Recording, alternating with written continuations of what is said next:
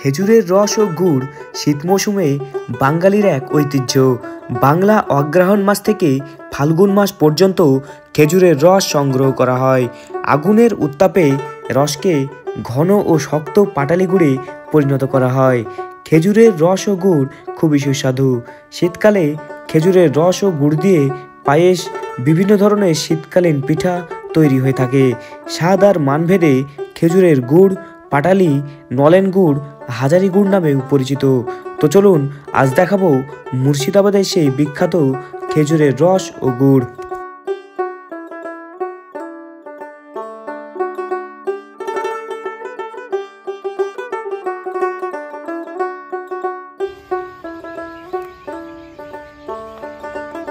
এখানে দেখতে পাচ্ছি ছোট একটা গাছে এভাবে রসের ঠিলি লাগানো আছে।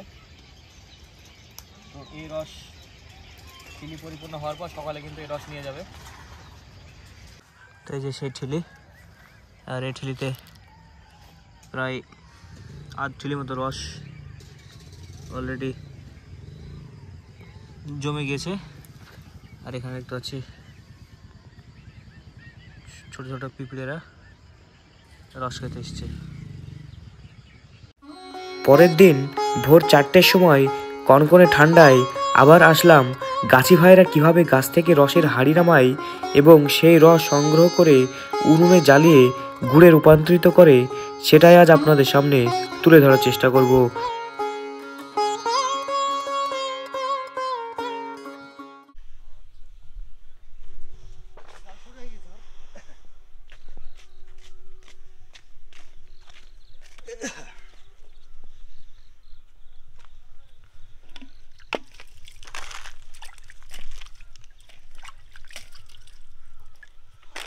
গতবার একজন এসেছিল, এসে আপনি টোটাল কটা হাঁড়ি লাগিয়েছিলেন? আমার একটি 40টা। 40টা না? এখানে কজন আছে? আমার এখানে 40টা, ওই পারে আছে সব ভাগ করা আছে। সব ভাগ ভাগ করে না করলে তো অসুবিধা আমাদের। একটা এই রসের হাঁড়ি থেকে কত কেজি গুড় পাওয়া যায়? এটা জাল করলে 1 কিলো পাক্কা গুড় হবে। মানে একটা হাঁড়ি থেকে 1 কেজি মতো গুড় পাওয়া যায়? হ্যাঁ, 1 কিলো গুড় হবে। আচ্ছা, আপনারা কখন এসছেন এই রস পাড়তে? 4টের সময়। 4টের সময়, ভোর 4টের সময় কিন্তু এসছে তারা রস পাড়তে। আর এখন প্রায় কয়েকটা হাঁড়ি নামিয়েছে, এখনো আছে। এই গাছটা রস একদম চুয়ে হয়ে পড়েছে। যেদিকে তাকাবে অসংখ্য খেজুরের গাছ।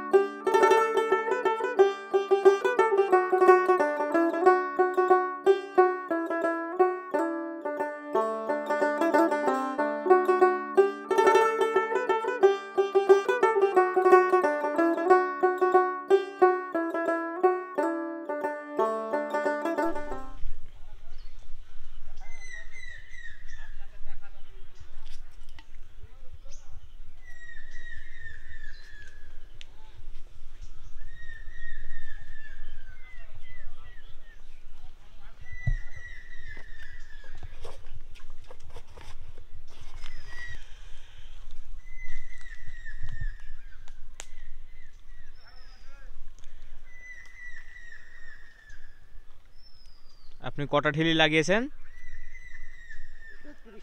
30টা। টোটাল খেজুরের গাছ কটা আছে মোটামুটি রস লাগানোর মতো?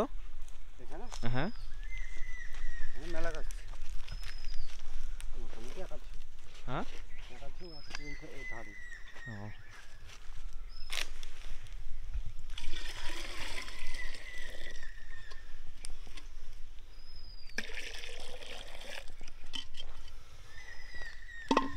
হয়ে গেল।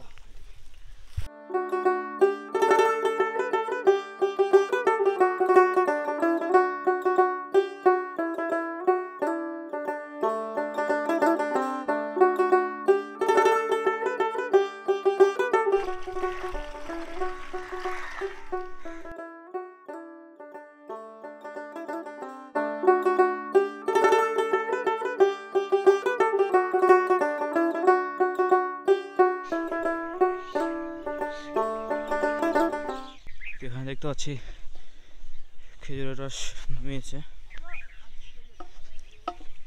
কে কাকু সব পাড়া হয়ে গেছে নাকি রস? সব পারা হয়ে গেছে।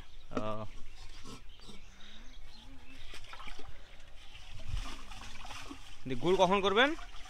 গুড় তৈরি হচ্ছে। তৈরি হচ্ছে?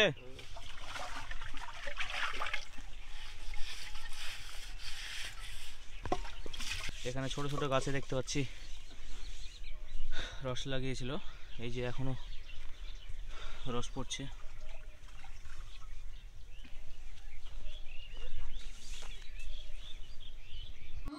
হাড়ি থেকে সংগ্রহ করা রস ডামে করে নিয়ে এসে সেই রসকে উনুনে চাপিয়ে ঘন্টা দুয়েক পর গুড়ে রূপান্তরিত হবে।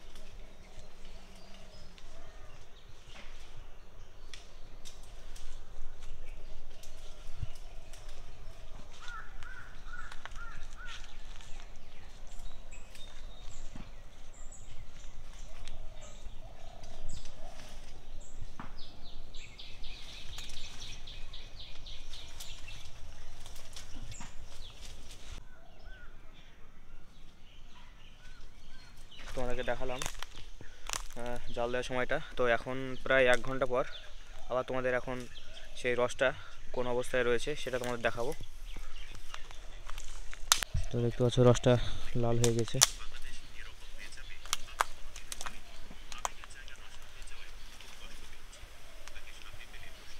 এটা কি কালার নাকি? না, তেল। তেল দিলে তো খুব খিদে হবে।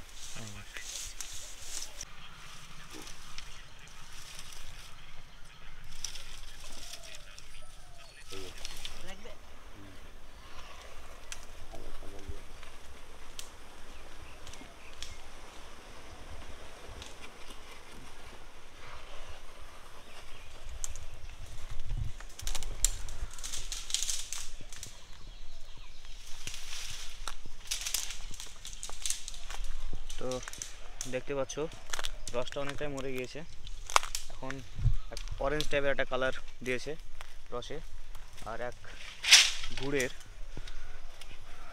এক মিষ্টি সেন্ট।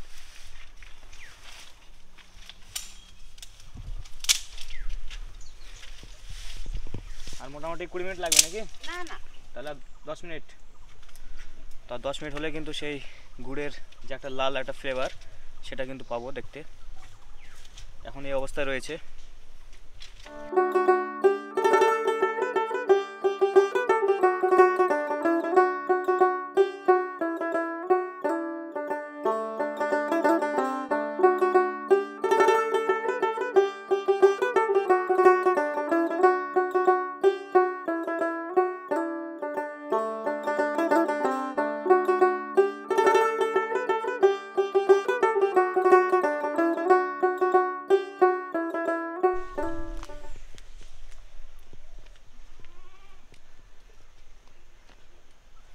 তো বন্ধুরা প্রায় 1.5 ঘন্টা পর এভাবে উনুনের থেকে নামানো হলো।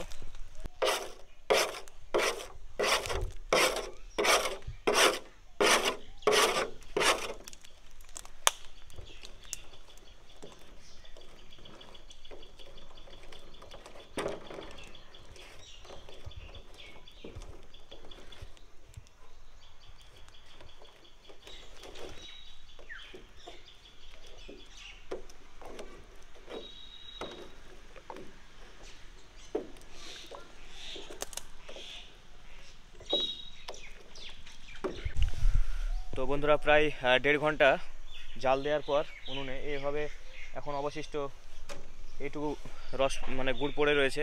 তো প্রায় 70 লিটার, মানে 70 লিটার তো রস দিয়েছিলেন, 70 লিটার রস দেওয়ার পর এখন হ্যাঁ 70-75 লিটার রস দেওয়ার পর এখন অবশিষ্ট মানে গুড় হিসাবে আসছে প্রায় 25 কেজি মতো। তো এভাবে কিন্তু প্রসেসিংটা হয় গুড়ের। আর যখন জাল দিচ্ছিল তখন একটা আলাদা ধরনের একটা সেন্ট পাচ্ছিলাম, তো এখন একটা আলাদা মানে গুড়ের যে প্রপার একটা ফ্লেভারের সেই সেন্টটা পাচ্ছি। তো এটা যে আপনার গুড় মধুপাক গুড় বলে, ওটা কোন গুড় ওটা? এইগুলি মধুপাক। ও এটা মধুপাক। আর এটা ওদের তুলে নিলে মধুপাক হয়ে গেলে আমরা বীজ দিয়ে সারা করে তাই ঠিক আছে কি বুঝতে পারছি না। আমরা খাই নেবো 100-200 কোনো সহ্য করতে পারবো।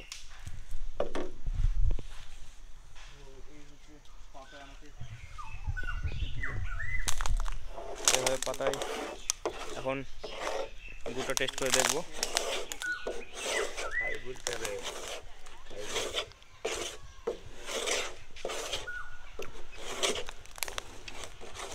দারুণ টেস্ট, তো বেশ ভালো লাগছে। এভাবে পাতায় গুড় খাওয়ার সত্যি মজাটাই আলাদা। তো বন্ধুরা ফাইনালি গুড় কিন্তু হয়ে গেল, প্রায় 1.5-2 ঘন্টা সময় লাগলো। তো এখন যে শীতকালের সময় যে নলেন গুড়ের মিষ্টি এগুলো মানে এখান থেকে যান নাকি মানে দেয়? এটা থেকে নলেন গুড় হবে, নলেন গুড়ের যে মিষ্টি যেটা হ্যাঁ। তো এখান থেকে কোনো মিষ্টির দোকানে দেন না? মিষ্টির দোকানে যায় কোন মাছ আছে মিষ্টি আছে মেলা রকম যায়। তো এই গুড় থেকে কিন্তু সেই নলেন গুড়ের মিষ্টি যেটা মানে শীতকালে খুবই ফেমাস বাঙালিদের কাছে, সেই সঙ্গে তো পিঠে পুলি তো রয়েছে ঘরে ঘরে।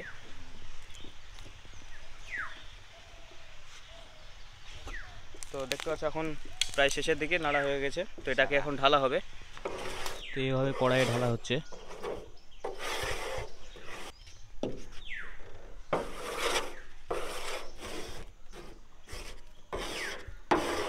যেটা সারাই না কিসে ঢালেন বলছেন, ওটা এখনই ঢালবেন নাকি?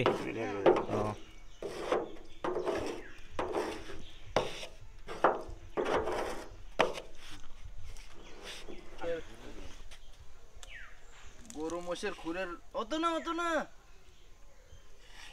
খাই তখন বলবেন যে একটু দে। না মেলা খাইলে ভালো না, অল্প বলেন খেয়ে দেখেন কেমন লাগছে।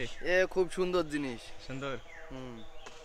এগুলো হচ্ছে খেজুর গাছের রসকে জাল দিয়ে বানানো গুড়, পিওর গুড়।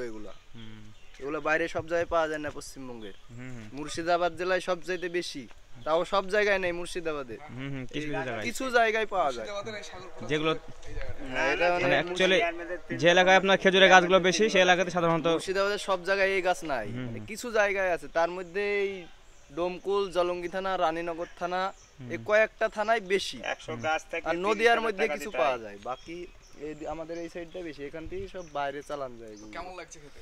খেতে খুব সুন্দর, হ্যাঁ খেতে স্বাদ। 30,000 টাকা লাগে 100 গাছ নিতে হলে, 30,000। ওটা চাঁদাটা কাকে দিতে হয়? গাছালাকে মাছ চালাবো বর্ষা মানে। তো বন্ধুরা দেখতে পেলে এই রসগুলো চাল দেওয়ার পর অবশিষ্ট এই গুড়গুলো রয়ে গেল। তো কাকু আপনার নামটা যদি বলেন? সমর দাস। কেউ যদি গুড় নিতে আসে, আমি তো মানে এখানকার ঠিকানা দিয়ে দেবো, তো নাম্বারটা যদি ফোন নাম্বারটা যদি বলেন? ডেসক্রিপশনে নাম্বারটা দিয়ে দেবো, কাকুর নাম্বার। যারা গুড় নিতে চাও তারা এর সঙ্গে যোগাযোগ করতে পারো। কোন নাম্বারটা? এই 56 নম্বর দিল।